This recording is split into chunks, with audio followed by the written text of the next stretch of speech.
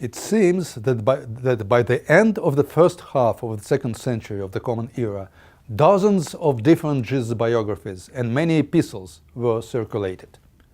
They were widely read in various Christian communities, for which they were definitely a source of inspiration. However, at least till the end of the first century, they were not usually quoted as scripture. If a Christian author or preacher had to bring a scriptural proof for an important tenet of the Christ-centered tradition, possibly inherited from earlier generations of Jesus' followers, he would bring it from the writings of ancient Israel's prophets and not from the quote-unquote new compositions of his messianic community. This somewhat chaotic situation underwent a dramatic change during the second century, at least partly in response to the challenge presented by certain people from within the Jesus movement who represented the so-called Gnostic line of thought. They were not content with the idea of a developing revelation, starting from the biblical Old Testament times and culminating in revelation given through the Messiah, but spoke instead in terms of an abyss between the old and the new, actually in terms of two different deities, one inferior, the giver of the Old Testament revelation, and another truly spiritual God who sent his revelation via Jesus. Consequently, it was suggested that the Bible of the Jews should be rejected. Not only that, but also a drastic selection among the new seemingly Christian writings should be undertaken, as most of them were viewed as contaminated by misunderstandings coming from the Old Testament Jewish background of their compilers.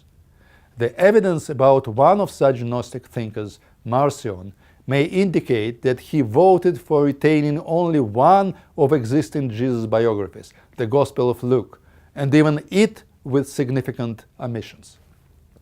We know very little about the particularities of the process of canonization.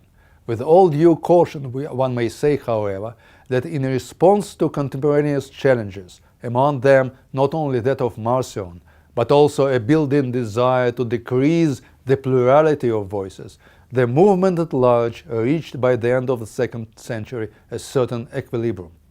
First, against Gnostics, the sacred status of the Jewish scripture as representing the revelation of the same God as one who spoke through the Messiah was upheld. Second, a selection among the outstanding variety of quote-unquote new literature was conducted with the resulting reduction much less drastic than that suggested by Marcion.